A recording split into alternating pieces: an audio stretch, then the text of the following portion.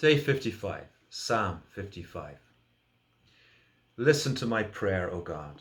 Do not ignore my plea. Hear me and answer me. My thoughts trouble me, and I am distraught. As I read through the Psalms during this time of national and global crisis, I'm struck again and again by how real the Psalms are and how powerfully they reflect everyday life as we know it. My father used to say to me that the Bible is more up to date than tomorrow's newspaper. Looking at today's reading, it has clearly anticipated my own mood and given voice to my feelings. Another Psalm of David and another storm that he faces in his personal life. We don't know for sure the particular setting of David's trouble, though it may have been the violent conspiracy against him by his son and some of his chief advisors. Regardless of the setting, the sentiments that he speaks can apply to whatever storm we find ourselves in. 55 days into this crisis in Ireland, and several weeks since severe restrictions were placed on us, and it has begun to take its toll on society. I'm very aware of the real suffering that has struck so many people who have become unwell, or who have lost loved ones and can't grieve in the normal ways, or who are exhausted by working long hours treating the sick, or whose businesses have tanked. For so many, a real storm is raging.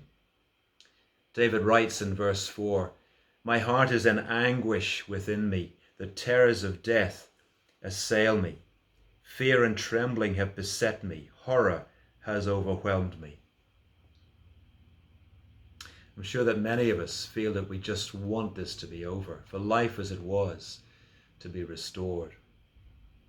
David also feels this impatience, as he says with wonderful poetry and pathos, "Oh, that I had the wings of a dove. I would fly away and be at rest. I would flee far away and stay in the desert. I would hurry to my place of shelter, far from the tempest and storm." David goes on to describe the violence, the strife, the malice and abuse, the destructive forces and threats within his own city. His anguish is multiplied because of who's causing it. He says in verse 12, "If an enemy were insulting me, I could endure it. If a foe were rising against me, I could hide it. But it is you, a man like myself, my companion, my close friend, with whom I once enjoyed sweet fellowship at the house of God as we walked about among the worshippers." Violence and abuse from someone we love is perhaps the most painful of all. It is shocking and upsetting to hear of cases of domestic abuse in the midst of this lockdown. A home should be a place of refuge and safety. But when our homes become prisons leaving victims in permanent fear, it's hard to imagine such horror. It's not surprising that David asks God to curse his treacherous friends and calls out the evil for what it is.